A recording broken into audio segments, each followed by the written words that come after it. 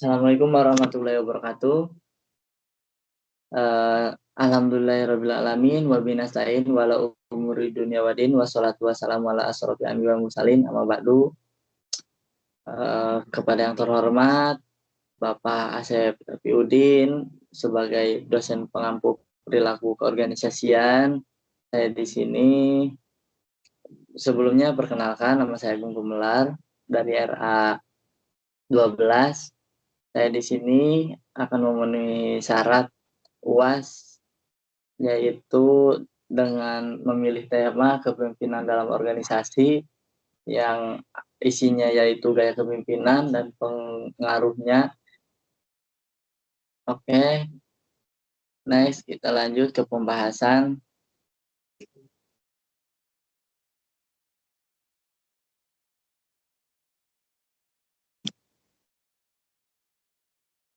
Yang pertama, definisi kepemimpinan.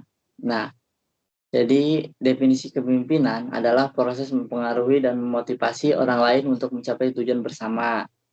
Nah, jadi maksudnya itu kemampuan seseorang untuk mempengaruhi, mengarahkan, membimbing, untuk menginspirasi individu atau kelompok agar mau bekerja sama secara sukarela untuk mencapai tujuan bersama. Tuh, maksudnya.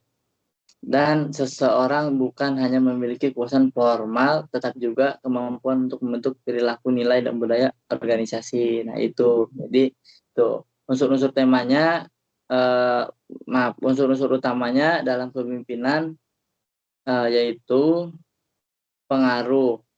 Inti dari kepemimpinan adalah kemauan untuk mempengaruhi seseorang pemimpin yang efektif dan menggerakkan orang lain tanpa harus menggunakan kekuasaan formal. Nah, dan arah tujuan. Pemimpin membantu menempatkan visi atau arah yang jelas. Gitu.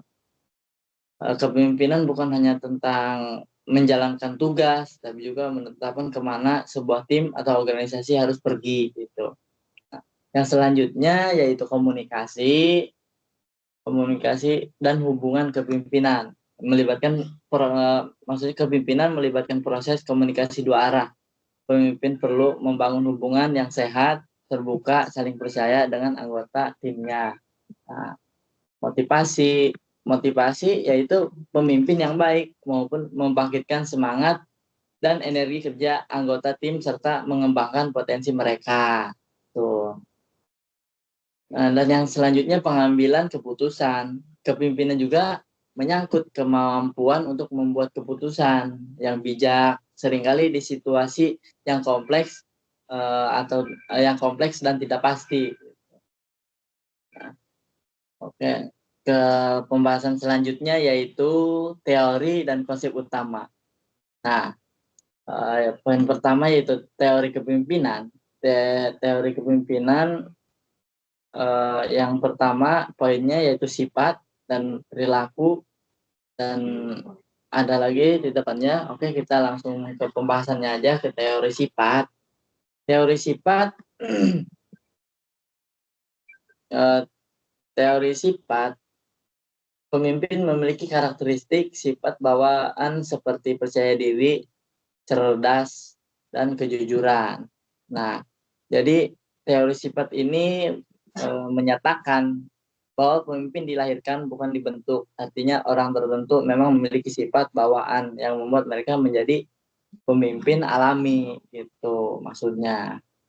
Nah, sifat-sifat umum pemimpinan menurut teori ini: percaya diri, kecerdasan, kejujuran, integritas, tanggung jawab, ambisi. Kelebihannya mudah untuk mengidentifikasi calon pemimpin. Nah, menjelaskan mengapa beberapa orang tampak lebih berbakat dalam memimpin, gitu. Kekurangannya juga ada. Apa itu kekurangannya? Mengabaikan pengaruh lingkungan dan pengalaman, gitu. Tidak semua orang dengan sifat tersebut otomatis menjadi pemimpin yang sukses. Contohnya gitu. Dan yang kedua, teori perilaku. Intinya teori perilaku itu pemikirannya berbeda dengan teori sifat. Teori ini menekankan bahwa pemimpinan adalah hasil dari pembelajaran dan kebiasaan dari siapapun bisa menjadi pemimpin jika belajar perilaku yang tepat. Nah, jadi dua kategori ini gaya perilaku pemimpin berorientasi pada tugas, fokus pada pencapaian target, efisiensi struktur kerja itu. Dan berorientasi pada hubungan pada kesejahteraan, motivasi, hubungan antara anggota gitu. Contoh modelnya seperti Ewing State Studies mengidentifikasi dua dimensi utama itu. Yang selanjutnya teori situasional. Teori situasional ini memikirkan tidak ada suatu gaya pemimpinan yang baik dalam semua situasi keberhasilan. Kepemimpinan tergantung pada kesesuaian antara gaya kepemimpinan dan konteks atau situasi. Gitu. Model terkenalnya contoh model Fiedler menyelesaikan gaya kepemimpinan berorientasi tugas versus hubungan dengan tingkat kendali situasi dengan tingkat kendali situasi, struktur tugas, kekuasaan, posisi, hubungan, pemimpin, bawahan gitu maksudnya. Nah, contoh penerapannya pemimpin otoriter mungkin efektif dalam krisis tapi tidak cocok dalam tim kreatif yang butuh kebebasan gitu mungkin. Nah, yang selanjutnya teori transformasional dan teori transaksional.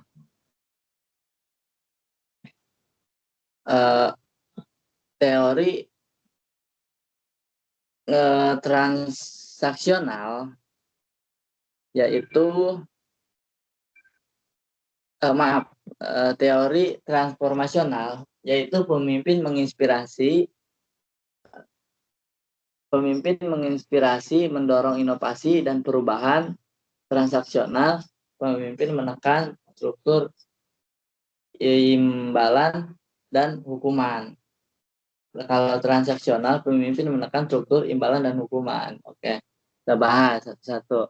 Teori transformasional yaitu teori pemimpin menginspirasi pengikut untuk melampau kepentingan pribadi, bekerja demi visi yang lebih baik, dan fokus pada perubahan motivasi, instruksi, dan pengembangan individu.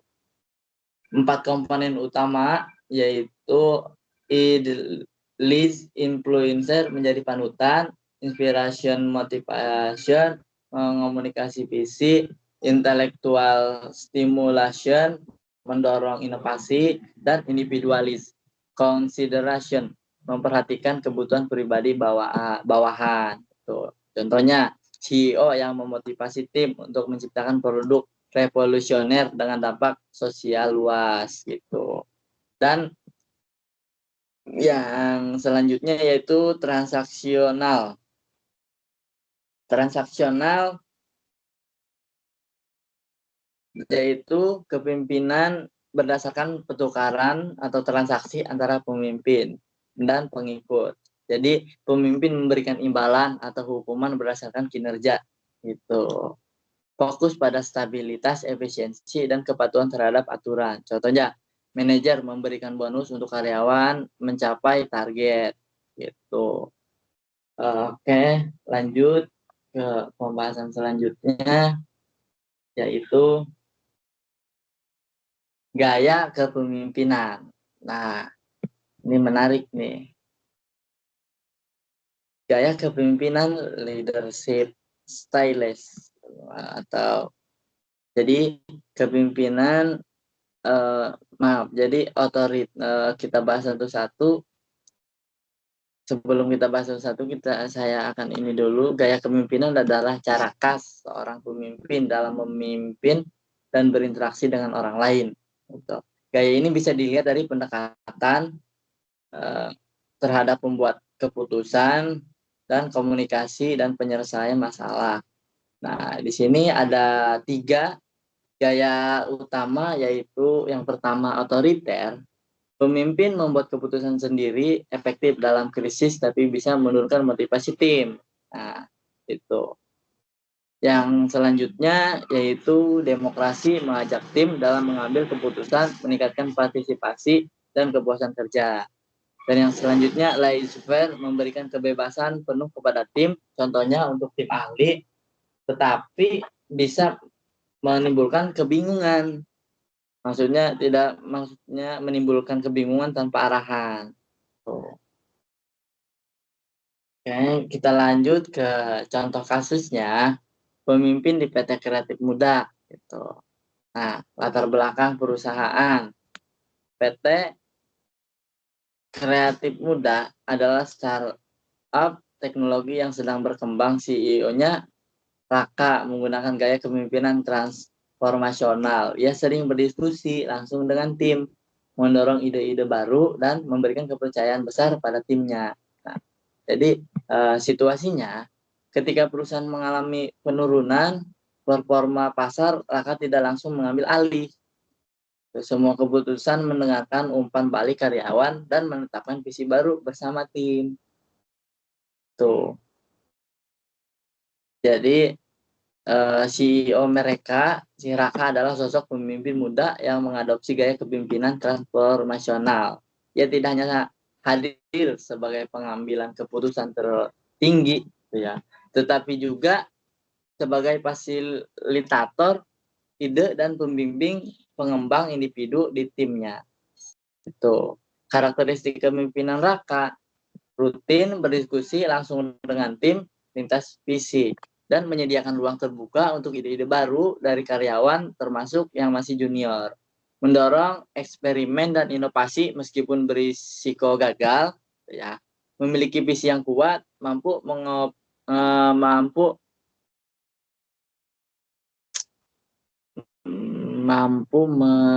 maksudnya mampu menyediakan ruang terbuka untuk yang masih junior, memiliki visi yang kuat, mampu mengomunikasikannya dengan jelas. Nah, situasi yang dihadapi memasuki kuartal kedua tahun berjalan, PT Kreatif Muda mengalami penurunan performa pasar akibat pesaing ketat dan perubahan perilaku menggunakan produk utama. Jadi mereka mulai kehilangan daya saing dan beberapa investor mempertanyakan arah perusahaan ke depan. Alih-alih panik atau langsung mengambil alih semua keputusan secara otoriteristik.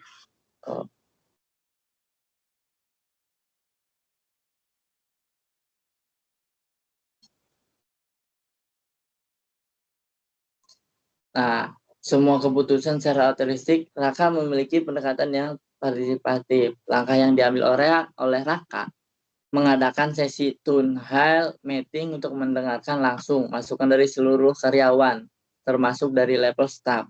Mendorong setiap tim mengidentifikasi melalui sesi brainstorming, menyusun ulang roadmap produk berbasis pada hasil diskusi bersama. Jadi menekan pentingnya visi jangka panjang, menjalankan kembali semangat tim melalui komunikasi inspiratif itu. Nah, jadi hasil sementaranya muncul ide produk baru dari tim UI atau UX yang kemudian berkembang lebih lanjut. Tingkat keterlibatan karyawan meningkatkan terlihat dari jumlah ide, partisipasi dalam forum internal. Karyawan merasa lebih dihargai, memiliki rasa pemilikan terhadap arah perusahaan. Nah, jadi catatannya ini, kasus ini mencerminkan bahwa gaya kepemimpinan transformasional bukan hanya soal memberikan semangat, tetapi juga memberdayakan tim dalam kondisi sulit di tengah tekanan. Raka justru meningkatkan bahwa kepercayaan, komunikasi terbuka, dan visi yang jelas bisa menjadi kekuatan utama dalam memimpin perubahan. Oke, mungkin itu saja yang saya bisa bahas. Apabila ada kata-kata yang salah, mohon dimaafkan. Wabillahi taufiq wal hidayah. Wassalamualaikum warahmatullahi wabarakatuh.